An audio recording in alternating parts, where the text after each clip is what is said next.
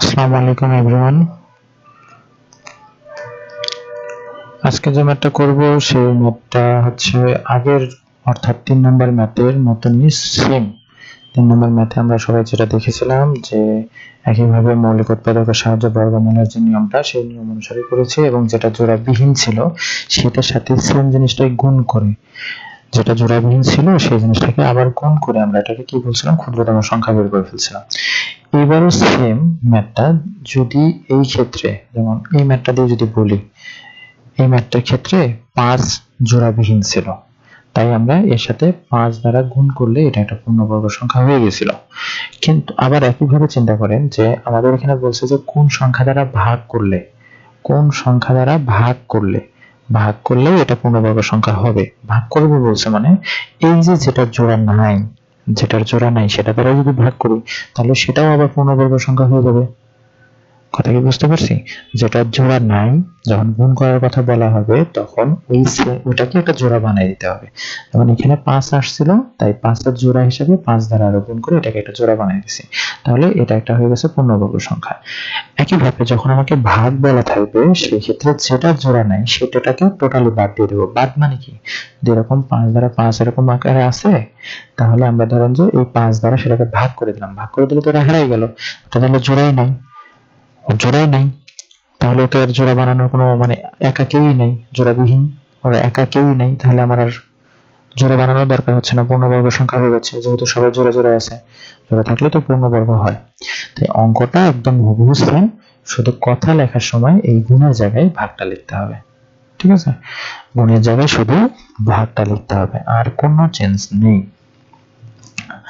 ঠিক আছে, কথাটা যদি আমি এইটার ক্ষেত্রেই ধরেন এই ম্যাথটাই আমাকে বলা হলো যে এই সংখ্যাটাকে কোন সংখ্যা দ্বারা ভাগ করলে এটা একটা পূর্ণবর্গ সংখ্যা হবে। সেম করে আসবো এইখানে গেলে বুঝো 5 দ্বারা ভাগ করলে সংখ্যাটি একটি পূর্ণবর্গ সংখ্যা হবে। অর্থাৎ নির্ণয় ক্ষুদ্রতম সংখ্যা বা নিম্ন সংখ্যা 5। ঠিক আছে, তারপরে আমরা একটা অঙ্ক করে দেখাই, যেটা হচ্ছে যে কত নম্বর, 4 এর ক নম্বরে আছে, গ নম্বরটা করে দিই, তাহলে আপনারা যারা ভাগ করতে পারি না, আচ্ছা ওটা আপনারা করবেন, গ নম্বরটা আপনারা করবেন, 4 এর ক করে দিই। 4 এর ক নম্বরটা করি, 4 এর ক নম্বর, 972 এর মৌলিক উৎপাদক, এখানে মৌলিক উৎপাদকও লিখতে পারেন, তারপরে আরেকটা কথা ছিল মৌলিক গুণনীয়ক, যেটা বলেন লিখেন, অসুবিধা নেই। ওকে, তাহলে 972 একে যদি আমরা ভাগ করি তাহলে প্রথমেই দেখতে হবে যে 2 দ্বারা ভাগ করা যায় কিনা। 2 দ্বারা তো অবশ্যই ভাগ যায়, তাহলে 2 দ্বারা ভাগ করি, 2 দ্বারা ভাগ করলে হবে 4 দুগুণ 8, 1 17, 8 16, 6 12। ওকে, আবারও 2 দ্বারা ভাগ করা যায়, 4 4 দুগুণ 8, 3 দুগুণ 6। ঠিক আছে, তারপরে কি এটা 2 দ্বারা ভাগ যাবে না, 3 দ্বারা দেখেন ভাগ যায় কিনা, 5 9, হ্যাঁ 3 দ্বারা ভাগ করা যায়, 24 1, 3 দ্বারা আবার ভাগ করা যায়, 3 দ্বারা ভাগ করলে কত হবে, 3 দ্বারা 6, 7 8 2 21, 3 7 21, 2 2 দ্বারা তো যাবে না, 3 দ্বারা ভাগ করা যায় কিনা, 3 9 27, তারপরে 3 দ্বারা ভাগ করেন, 3 3 9, শেষ, আর যায় না। তাহলে এখানে 3 পেলেন, 1 2 3 4 5টা, 1 2 3 4 5টা, হ্যাঁ 5টা, আর 2 ছিল 2টা। তাহলে এখন আবার নিচে লেখেন একইভাবে যে 972 সমান 2 গুণন 2 গুণন 3 গুণন 3 গুণন 3 গুণন 3 গুণন 3, 5টা না, 1 2 3 4 5, হ্যাঁ। তাহলে এখন জোড়া করে লেখেন একটু, 2 গুণন 2 এর একটা জোড়া, গুণন 3 গুণন 3 এর একটা জোড়া, তারপরে 3 গুণন 3 এর একটা জোড়া, 3। ঠিক আছে, তাহলে এখানে 3 জোড়াবিহীন। কথা যেহেতু আগের মতনই হবে, তাই আমি এখান থেকে একটু আবার লিখে নিয়ে আসতেছি। ঠিক আছে, এই সিমিলার, এখানে 3 জোড়া ছিল, এখানেও 3 লিখে নিয়ে আসি।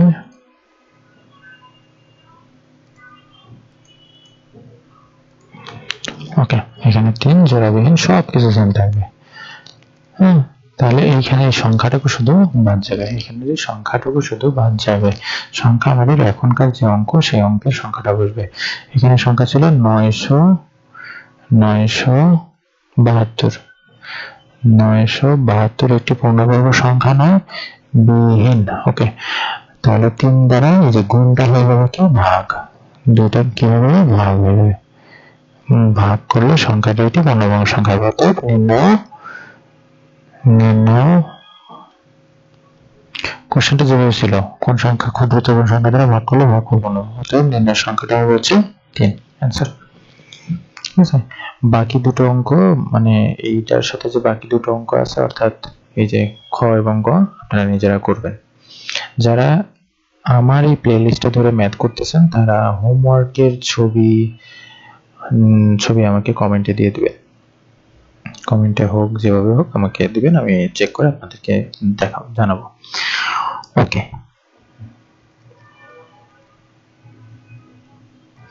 এরপর যে অঙ্কটা আছে সেটা হচ্ছে এমন একটা সংখ্যা দেওয়া আছে থেকে কোন ক্ষুদ্রতম সংখ্যা বিয়োগ করলে বিয়োগফল একটি পূর্ণবর্গ সংখ্যা হবে।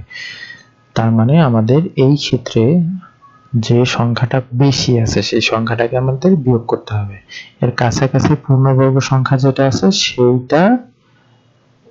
সেইটা এই সংখ্যাটা থেকে বাদ দিলেই সেটা পূর্ণবর্গ সংখ্যা হবে। অর্থাৎ আমি যদি আপনাকে এই কোশ্চেনটা একই জিনিস দিয়ে এখানে বলি যে 10, হ্যাঁ, 10 থেকে কোন ক্ষুদ্রতম সংখ্যা বিয়োগ করলে বিয়োগফল একটি পূর্ণবর্গ সংখ্যা হবে, তাহলে আমরা জানি যে এর আশেপাশে পূর্ণবর্গ সংখ্যা কত আছে, যেমন পূর্ণবর্গ সংখ্যা যদি বলি 9 একটা পূর্ণবর্গ সংখ্যা, 4 একটা পূর্ণবর্গ সংখ্যা, 1 একটা পূর্ণবর্গ সংখ্যা, তারপরে আছে 16 একটা পূর্ণবর্গ সংখ্যা।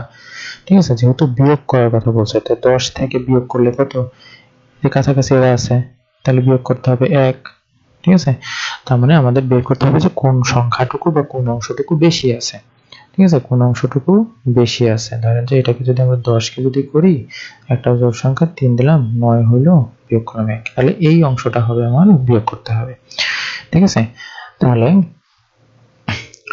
আর একটু যদি ভালোভাবে বুঝতে চান আমরা বইয়ের একটা উদাহরণ থেকে আপনাকে দেখাতে পারি, সেটা হচ্ছে এখানে।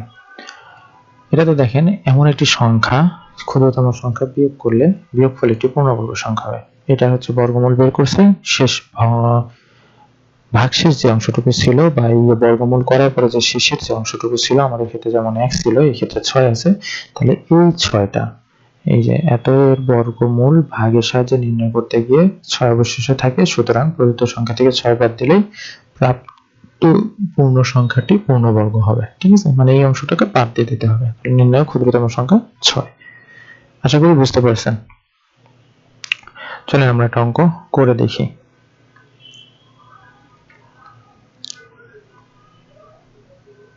ঠিক আছে, কেন আসছে না, একটা মিনিট। ওকে,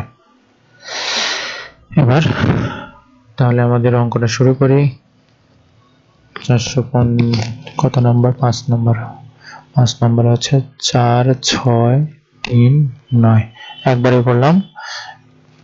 কেন দাগ দিলাম সেটা সবাই আশা করি জানি। এবার ভাগ করতে গিয়ে দেখি এটা কত দ্বারা, এটা সাইডে নিয়ে আসি।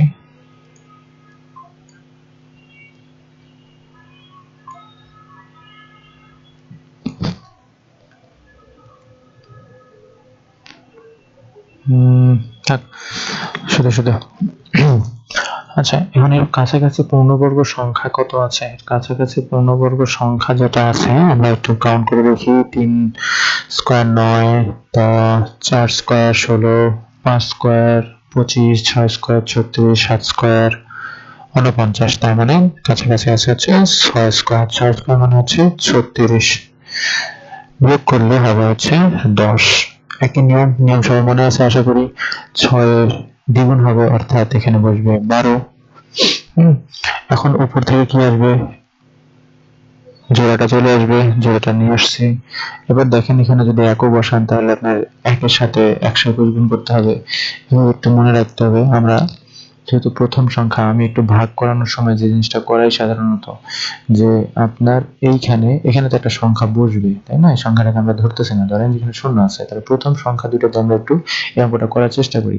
তাহলে প্রথম একটা সংখ্যা যেহেতু বাদ দিছি, এদিক থেকেও বাদ দেন। এটা কিন্তু ট্রিক্স বা এরকম কোন, এটা আসলে কোনো বই খাতাতে এরকম নিয়ম পাবেন না, লেখা থাকবে না আর কি।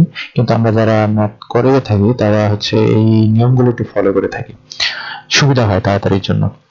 নাহলে আপনাকে এখন প্রত্যেকবার লিখতে হবে, যেহেতু এটা সরাসরি নামতা নাই, তাহলে আপনি কি করতে হবে, এটা তো করবেন না, এই যে 2 দ্বারা গুণ করতে হবে, তারপরে আপনাকে 12 3 দ্বারা গুণ করতে হবে, ঠিক আছে? তারপরে একইভাবে 12 4, তার মানে এখানে 4 দ্বারা গুণ করতে হবে, 5 দ্বারা গুণ করতে হবে, ঠিক আছে? এটা কিন্তু একটা কঠিন কাজ। তাহলে আপনি এখানে দেখতে হবে যে 12 ঘরের নামতা করে 103 মিলানোর চেষ্টা করেন। 12 ঘরের নামতা যদি পড়তে থাকেন, তাহলে 3 যদি 103 কোথায় আসে, তাহলে 12-র সাথে যদি 7 12 84, হ্যাঁ, তাহলে 8 12 কত হয়, 8 12 96, কাছাকাছি। 9 12 108 বেশি হয়ে যায়, 9 12 108 বেশি হয়ে যায়। তার মানে আমার কত হইতে পারে, হয়তো বা 8 হইতে পারে। 8ই যে হবে এরকম কোনো কথা না, 8 হইতে পারে, ঠিক আছে? তাহলে আমরা 8 দিয়েও দেখবো, 9 দিয়েও দেখবো, যদি একটা মিলে যায় তো মিলে গেল, আর যদি না যায় সেক্ষেত্রে আমরা দেখবো আশেপাশেরটা। এটা জাস্ট একটা ট্রিক যে আপনার মানে কাছাকাছি, যেমন আপনার অনেকগুলা গুণ না করে আপনি কাছাকাছি একটা দুটাকে পর্যন্ত পৌঁছাইতে পারেন, ঠিক আছে? তাহলে আমরা যদি 8 দ্বারা দিই,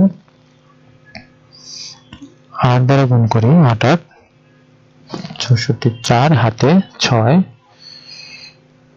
16 16 আর 4 17 18 19 20, 20 এর শূন্য, সরি 64, আর যেন 16 17 18 19 20 21 22, 22 এর 2 হাতে আমার 2, হাতে 8 1 8, আর 2 10, 24, কাছাকাছি। আরেকটা যদি গুণ করেন তাহলে কিন্তু আরো 119 29 বেশি হইতে হবে, সো এটাই হবে।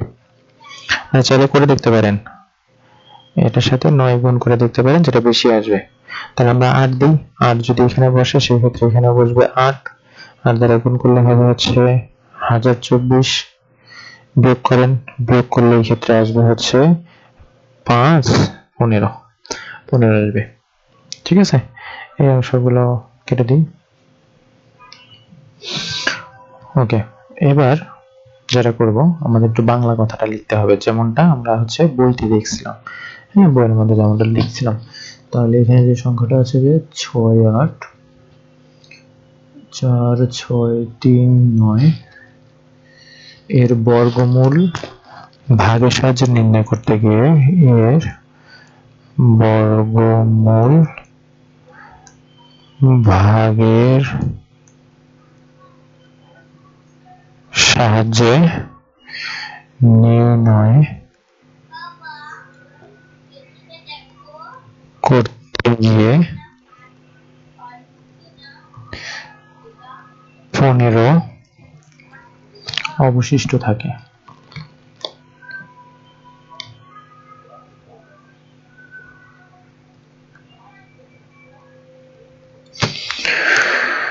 সুতরাং আচ্ছা, এর চিহ্ন বাদ। সুতরাং প্রদত্ত সংখ্যা থেকে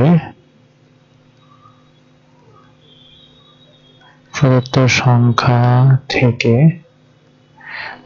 সংখ্যা থেকে 15 বাদ দিলে সংখ্যাটি পূর্ণবর্গ সংখ্যা হবে। সংখ্যাটি পূর্ণবর্গ সংখ্যা হবে, পূর্ণবর্গ সংখ্যা হবে। অতএব নির্ণয় ক্ষুদ্রতম সংখ্যা 15। ঠিক আছে, আশা করি সবাই বুঝতে পেরেছেন। মূলত এইখানে হচ্ছে আমাদের আনসারটা, এত বাদ দিলে আমাদের পূর্ণবর্গ সংখ্যা হবে। অনেক সময় এরকমও চেয়ে থাকে যে কত বাদ দিলে পূর্ণবর্গ সংখ্যা হবে, এটা তো আছেই, এবং সংখ্যাটি কত হবে। সেই ক্ষেত্রে আপনারা কি করবেন, এই যে 6, 3, 9 থেকে এই 15টা বাদ দিবেন। এই অঙ্কের ক্ষেত্রে এটা চাইনি, কিন্তু যেহেতু সৃজনশীলের একটা অঙ্ক থাকবে, সৃজনশীলের ক্ষেত্রে আপনাকে বই থেকে হুবহু নাও থাকতে পারে, আপনি নিয়মগুলো ভালোভাবে জানতে হবে, সেই ক্ষেত্রে এরকমও চাইতে পারে। ওকে, আরেকটা জিনিস, আরেকটা ম্যাথ থাকে যেটা আমাদের পরের ম্যাথটাতে আছে, যে কোন ক্ষুদ্রতম সংখ্যা যোগ করলে যোগফল একটি পূর্ণবর্গ সংখ্যা হবে। তাহলে এই ম্যাথটা দিয়ে যদি বোঝায়, তাহলে এই সংখ্যার সাথে কোন একটা কিছু যোগ করতে হবে, এটা তো একটা পূর্ণবর্গ সংখ্যা না, এটা একটা পূর্ণবর্গ সংখ্যা না। পূর্ণবর্গ সংখ্যা যদি করতে চান, তাহলে এর সাথে কিছু একটা যোগ করতে হবে। তো যোগ করলে সংখ্যাটা কত হবে, বা কত যোগ করবে এই সংখ্যার সাথে, আসলে কত যোগ করবে, যোগ করলে এটা পূর্ণবর্গ সংখ্যা হবে। আমি এটা কিন্তু 6 নম্বর ম্যাথের কথা বলতেছি, ওকে। তাহলে সেই ক্ষেত্রে আমরা এর পরবর্তী পূর্ণবর্গ সংখ্যা কত, যেহেতু যোগ করতে হবে মানে বাড়বে জিনিসটা, বিয়োগ করার কথা বললে 15 বাদ দিয়ে যেটা দেখাই দিতাম। হ্যাঁ, এখান থেকে বিয়োগ করলাম, যেটা অ্যান্সার আসতো সেটা আমাদের এখানে লিখে দিতাম। কিন্তু এখানে যেহেতু বলছে যোগ, হ্যাঁ যোগ, যদি বিয়োগ বলতো তাহলে এটা করতাম, যদি যোগ বলে তাহলে সেই ক্ষেত্রে কি করবো, এর সাথে কোন একটা সংখ্যা যোগ করতে হবে, সেই সংখ্যাটা কত, সেই ক্ষেত্রে আমাদের যে বর্গমূলের যে সংখ্যাটা আসছে তার সাথে আমরা 1 যোগ করব। 1 যোগ করলে কত হইতো, 69।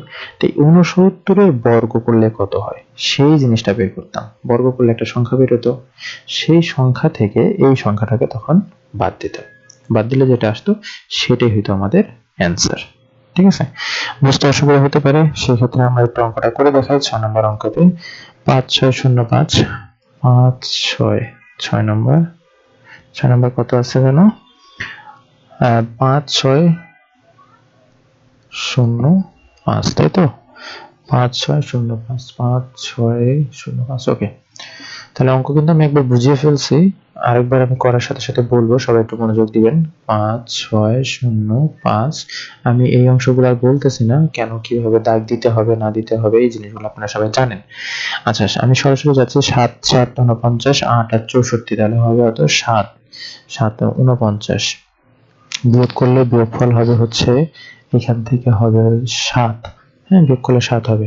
একইভাবে উপর থেকে দুজন নেমে আসবে, 05, এইখানে 7-এর স্কয়ার, 7-এর স্কয়ার না, 7-এর সাথে 2 গুণ করলে, 7-এর সাথে 2 গুণ করলে হবে 14, ঠিক আছে। তাহলে একই নিয়ম অনুসারে যান, আপনাদের হচ্ছে কি যে নিয়ম শেখানো হয়েছে, তাহলে 14 4 14 কত হয়, হ্যাঁ 4 বারে যাবে, ঠিক আছে, তা 4 বারে যাবে, 4 বার দেন, 4 বার দিলে এইখানেও 4, এখানেও 4, তাহলে 144, আর 4 যদি গুণ করেন সেক্ষেত্রে হবে 4 4 16, 6 হাতে 1, 4 4 16 17, হাতে 1, 4 5, 576। বিয়োগ করেন, বিয়োগ করলে কত হবে, এদিকে 9, এদিকে 2, এদিকে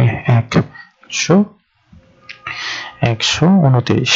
ওকে, তাহলে এর পূর্ণবর্গ সংখ্যা যেটা বলেছিলাম, তাহলে এর সাথে কি করতে হবে, যোগ করতে হবে 1। এই অংশটুকু এখানে লিখে দেখাবেন না আপনারা, আমি যদি এখানে লিখেছি আপনারা এটা লিখে দেখাবেন না, ঠিক আছে, এটা লিখে দেখাবেন না। ওকে, তাহলে নিচে যে বাংলা কথা লিখতে হবে সেই অংশটুকু একটু লিখে দিই, যে কত ছিল, 5605, 5605, 5 যে সাজাবো কিভাবে, যেহেতু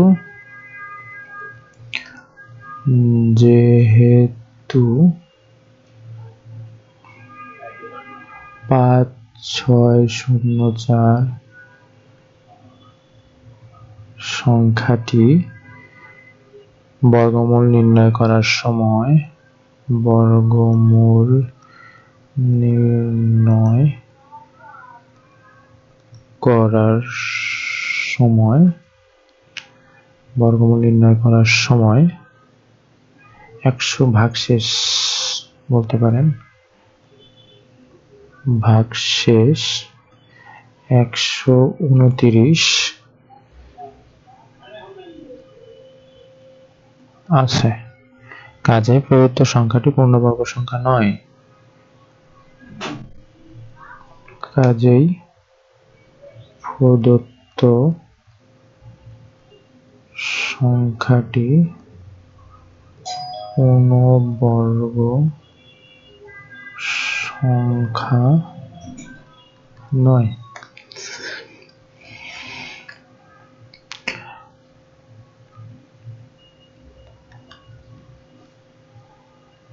5604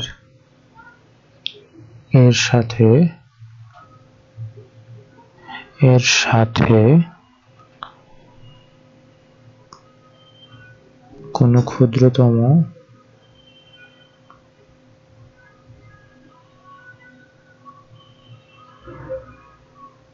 সংখ্যা যোগ করলে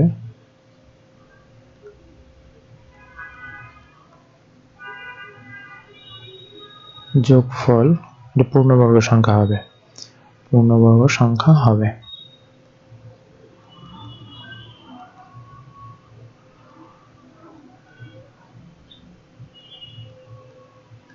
পূর্ণবর্গ সংখ্যা হবে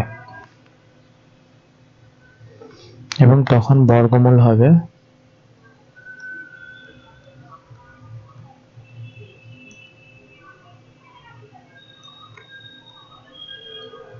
তখন বর্গমূল হবে ৭৪ যোগ ১ সমান ৭৫। তাহলে ৭৫-এর বর্গ ৭৫ গুণন ৭৫ সমান, গুণ করলে কত হয় একটু আপনারা ক্যালকুলেটরে করে নেবেন। ক্যালকুলেটরে করলে ৫৬২৫। ঠিক আছে, তাহলে অতএব ক্ষুদ্রতম সংখ্যাটি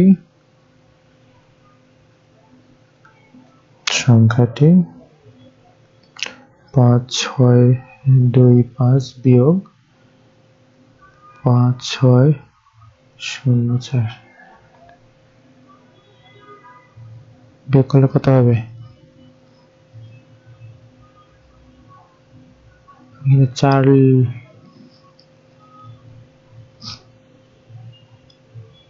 সরি এইখানে আমার ভুল লিখছি একটা, এটা হবে ৫, এটা হয়তো ৫। সব ঠিক আছে, লেখার সময় যে জিনিসটা লিখতে ভুল করেছি, আর এই জায়গায় একটা জিনিস ভুল লিখছি, এখানে হবে ৫। অঙ্ক সব ঠিক আছে, এখানে ৫, তাহলে যোগ করতে হবে হচ্ছে ২০। এটা হচ্ছে আমাদের অ্যান্সার। এই ছিল অধ্যায়ের অনুশীলনী ১.১ মেবি ১.১-এর এটা হচ্ছে শেষ অঙ্ক। এই কটা নিয়মই এখানে আছে। ঠিক আছে, সবাই ভালো থাকবেন। পরের অন্য কোনো একটা ভিডিওতে আবার দেখা হবে। আল্লাহ হাফেজ।